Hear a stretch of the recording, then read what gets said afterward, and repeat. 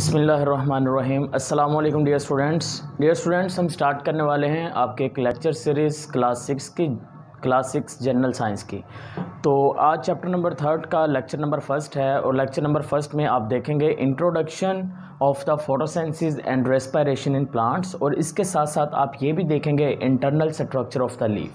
तो पहले कंसेप्ट देख लें कि फोटोसिंथेसिस और रेस्पिरेशन का कंसेप्ट क्या होता है। देखें, आपने देखना है कि प्लांट्स के अंदर फोटोसिंथेसिस और रेस्पिरेशन इंपॉर्टेंट क्यों होते हैं। देखें, अगर हम फोटोसिंथेसिस की बात कर लेते हैं तो हम कहते हैं जो प्लांट्स हैं वो अपने खुराक खुद तैयार कर सकते हैं। तो प्लांट्स जो हैं बेटा वो अपने खुराक खुद तैयार क्यों कर सकते हैं? बिकॉज उनके अंदर एक केमिकल रिएक्शन हो रहा है और उस केमिकल रिएक्शन का नेम क्या होता है? फोटोसिंथेसिस। तो फोटोसिंथेसिस एक ऐसा केमिकल रिएक्शन होता है जिसके नतीजे में प्लांट्स क्या तैयार करते हैं? खुराक तैयार करेंगे। यानी कि फूड प्रिपेयरिंग जो फेज़ है यस रिएक्शन होगा। फोटोसिंथेसिस असल में एक रिएक्शन है जो किसके अंदर होगा? प्लांट्स के अंदर। और इसमें क्या तैयार होगी? क्या प्रिपेयर होगा? Prepares food. क्या तैयार होगी? खुराक तैयार होगी। अब दूसरा जो रिएक्शन यहाँ पर हमने इस चैप्टर के अंदर बेसिकली डिटेल में देखना है वो कौन सा है? रेस्पिरेशन। देखें, रेस्पिरेशन एक ऐसा प्रोसेस होता है जिसमें एनर्जी प्रोड्यूस होती है। अब प्लांट्स की अगर हम बात करें तो प्लांट्स एक लिविंग ऑर्गेनिज्म है। उसकी रीज़न क्या होती है? देखिए, प्लांट्स लिविंग ऑर्गेनिज्म इसलिए होते हैं because plants shows growth. Plants क्या शो करते हैं?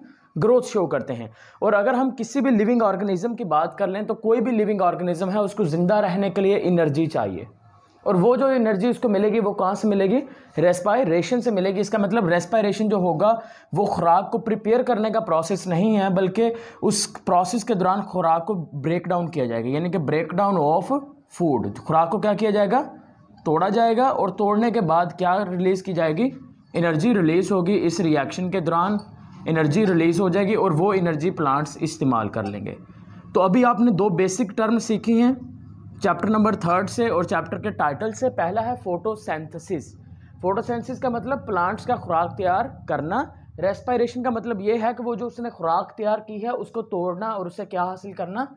एनर्जी हासिल करना, ताकि वो जिंदा रह सकें। अब नेक्स्ट जो मेन आपका टॉपिक है वो टॉपिक नेम है इंटरनल स्ट्रक्चर ऑफ लीफ। यानी कि देखें, टाइटल के ऊपर गौर किया करें। इंटरनल का मतलब अंदरूनी, स्ट्रक्चर बोलते हैं साख्त को। स्ट्रक्चर का मतलब क्या होता है? साख्त। आपने किसकी इंटरनल स्ट्रक्चर देखनी है? लीव की। अगर आपके पास एक पत्ता है, यानी कि प्लांट्स की अगर आप बात करेंगे तो प्लांट्स के अंदर आपको रूट्स देखने को मिलेंगे, शूट्स देखने को मिलता है, स्टेम देखने को मिलेगा और पत्ते देखने को मिलेंगे। तो आपने यहाँ पर बेसिकली जो प्लांट के पत्ते हैं उस प्लांट के पत्ते की इंटरनल स्ट्रक्चर देखनी है। ये स्ट्रक्चर बहुत ही ईजी वे में करवाऊंगा डायग्राम्स की मदद से, तो आपने डायग्राम को समझने की कोशिश करनी है। देखिए, अगर हम पत्ते को electron microscope that it is a leaf, अगर हम लीव को इलेक्ट्रॉन माइक्रोस्कोप की मदद से देखते हैं तो लीव आपको कुछ इस शेप के अंदर दिखाई देगा। बेटा, लीव के ना सबसे ऊपर वाली साइड पर कुछ इस तरह से सेल्स मौजूद होंगे, ऐसे अपर सरफेस के ऊपर। लीव्स की किस सरफेस के ऊपर? अपर सरफेस के ऊपर। अपर सरफेस के ऊपर एक सेल्स मौजूद होंगे। उन सेल्स को हम नाम देंगे एपिडर्मल सेल्स का। क्या नाम देंगे? Epidermal cells. अब ये जो एपिडर्मल सेल्स होंगे, इन एपिडर्मल सेल्स के नीचे वाली साइड पर इस तरह से ना कुछ चिपटे सेल्स होंगे, कुछ राउंड शेप के अंदर ऐसे। इन सेल्स को हम नाम देंगे मीजोफिल सेल्स। क्या नाम देंगे? Mesophyll cells.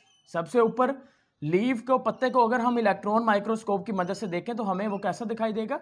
सबसे ऊपर एक सेल्स की लेयर होगी, उसको क्या नाम देंगे? Epidermal cells.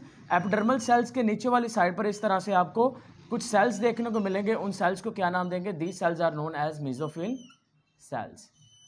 अब बेटा, ये हो गए मीजोफिल सेल्स। अब मेसोफिल जो सेल्स हैं, उन मेसोफिल सेल्स के अंदर वाली साइड पर, यानी कि उसके अंदर आप अगर गौर से देखते हैं तो आपको अंदर वाली साइड पर यहां पर कुछ इस शेप के अंदर कुछ स्ट्रक्चर्स देखने को मिलेंगे ऐसे। अब ये जो स्ट्रक्चर्स होंगे इसको हम नाम देंगे जाइलम एंड फ्लोएम। क्या नाम दे देंगे?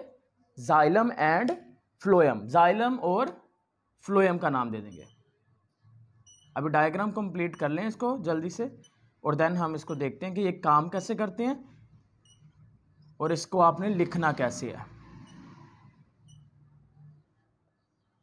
जिस तरह से आपको ऊपर वाली जो सरफेस थी वहां पर सेल्स थे जिसका नाम क्या था, एपिडर्मल सेल्स, इसी तरह से लीव्स की जो नीचे वाली सरफेस होगी, नीचे वाली सरफेस पे भी आपको सेल्स देखने को मिलेंगे, उन सेल्स को भी हम नाम देंगे एपिडर्मल सेल्स का नाम देंगे। लेकिन थोड़ा सा फर्क आएगा, फर्क यहां पर यह आएगा कि जो एपिडर्मल सेल्स नीचे की तरफ मौजूद होंगे वहां पर आपको कुछ लोबिया की शेप का, लोबिया देखा बीन, बीन उस शेप के अंदर ना आपको कुछ इस तरह से दो स्ट्रक्चर दिखाई देंगे ऐसे, और ये जो दो स्ट्रक्चर्स होंगे इनको हम नाम देंगे स्टोमेटा का। क्या नाम दे देंगे, स्टोमेटा।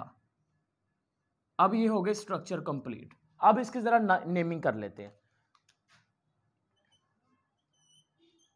नेमिंग आपने कैसे करनी है, आप कहेंगे इंटरनल स्ट्रक्चर ऑफ लीव को हम देखते हैं तो इसके चंद एक पार्ट हैं। इसका जो सबसे ऊपर वाला पार्ट है वो है एपिडर्मल सेल्स का। कौन सा है, एपिडर्मल सेल्स। एपिडर्मल सेल्स दो तरह के होते हैं, ये आ गया पॉइंट नंबर फर्स्ट और हेडिंग नंबर 1।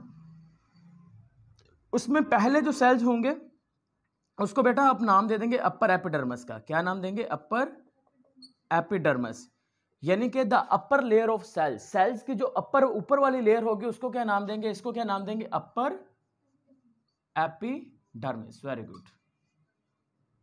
अब अपर एपिडर्मिस, इसी तरह से अगर मैं कहूं the lower layer of cells is known as lower epidermis.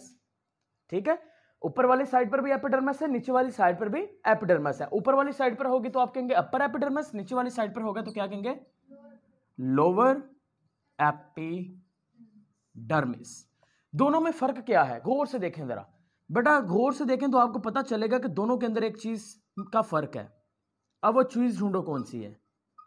वो चीज ये है कि जो अपर एपिडर्मिस है, अपर एपिडर्मिस में ये शेप स्ट्रक्चर नहीं है लेकिन लोअर एपिडर्मिस में है। अब ये होती क्या है, इसको बेटा हम नाम देते हैं गार्ड सेल्स का। This one is known as guard cells. अब गार्ड सेल्स कितने हैं, एक गार्ड सेल ये है, दूसरा गार्ड सेल ये हो गया। दो गार्ड सेल्स जब मिलेंगे तो दो गार्ड सेल्स मिलके ये जो पूरी स्ट्रक्चर बनी है ना, ये वाली पूरी स्ट्रक्चर, इस पूरी स्ट्रक्चर को नाम देंगे स्टोमेटा का। ये पूरी स्ट्रक्चर को क्या नाम देंगे, स्टोमेटा। लेकिन स्टोमेटा बना कैसे है, स्टोमेटा उस वक्त बनेगा जब दो गार्ड सेल्स मिलेंगे, एक ये गार्ड सेल दूसरा ये गार्ड सेल मिला तो क्या बन गया, स्टोमेटा बन गया। और ये दरमियान में जब दो गार्ड सेल्स आपस में मिलेंगे, उनके मिलने से दरमियान में ये एक सुराख है ना, ओपनिंग, इस ओपनिंग को नाम दे देंगे स्टोमा का। क्या नाम देंगे, स्टोमा का। आपने अब लिखते कैसे जाना है, आपने कहना है the upper layer of cells is known as upper epidermis, the lower layer of cells is known as lower epidermis. In the lower epidermis there is a stomata are present. What is the stomata? Stomata is formed when two guard cells are combined together. जब दो guard cells आपस में मिलेंगे उनके दरमियान में एक सुराख बच जाएगा, उसको कहेंगे स्टोमेटा। और पूरी जो स्ट्रक्चर होगी उसको क्या नाम देंगे, स्टोमेटा का नाम दे देंगे। इसको स्टोमा कहेंगे और इसको क्या नाम दे देंगे, स्टोमेटा का नाम दे देंगे। ये हो गया आपके एपिडर्मल सेल्स। एपिडर्मल सेल्स के बाद जो दूसरी आपने स्ट्रक्चर यहां पर याद रखने वाली है वो है मेसोफिल सेल्स। Mesophyll cells. अब मेसोफिल सेल्स क्या होते हैं, देखें जो अपर एपिडर्मिस है, अपर एपिडर्मिस के नीचे वाली साइड पर ये जो ग्रीन शेप में मैंने सेल्स बनाए हैं, ये वाले सारे, ये सारे के सारे सेल्स कौन से हैं, मेसोफिल सेल्स। हम मेसोफिल सेल्स को कहते हैं these are the main cells. Plant के जो मेन सेल्स होते हैं, मेन सेल्स ऑफ प्लांट, उसको क्या नाम दिया जाता है, मेसोफिल सेल्स। प्लांट्स के जो मेन सेल्स हैं वो होंगे मेसोफिल सेल्स। हमने ऊपर बात की थी फोटोसिंथेसिस कौन सा रिएक्शन होगा, फोटोसिंथेसिस एक ऐसा रिएक्शन होता है जिसके दौरान क्या चीज तैयार होगी, खुराक तैयार होती है। तो खुराक तैयार जो होती है वो खुराक को तैयार कहां पर होती है, खुराक तैयार होगी मेसोफिल सेल्स में। या प्रिपेयर कहां पर होगी, प्रिपेयर्स फूड। खुराक कहां पर तैयार हो रही है, मेसोफिल सेल्स के अंदर। इसका मतलब जो खुराक तैयार होती है वो किस रिएक्शन के जरिए से होती है, फोटो। इसका मतलब है मेसोफिल सेल्स में अगर खुराक तैयार हो रही है तो फोटोसिंथेसिस कहां पर हो रही है, मेसोफिल सेल्स में ही हो रही है। चलें, ये इतना काफी रहेगा आपके लिए। ओके, अब हम जरा देख लेते हैं तीसरी स्ट्रक्चर के बारे में। और तीसरी स्ट्रक्चर है आपके पास वेस्कुलर बंडल्स। तीसरी स्ट्रक्चर कौन सी है, वेस्कुलर बंडल्स। अब वेस्कुलर बंडल्स क्या होते हैं,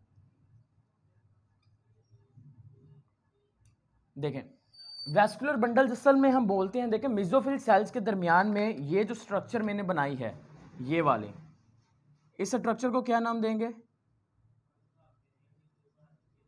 this one is known as, इसको क्या नाम देंगे बेटा, ये होंगे आपके जाइलम एंड फ्लोएम। क्या होंगे बेटा, जाइलम एंड, और जब जाइलम और फ्लोएम मिलेंगे तो वो एक तीसरी स्ट्रक्चर बना देंगे जिसका नाम क्या होगा, वेस्कुलर बंडल्स।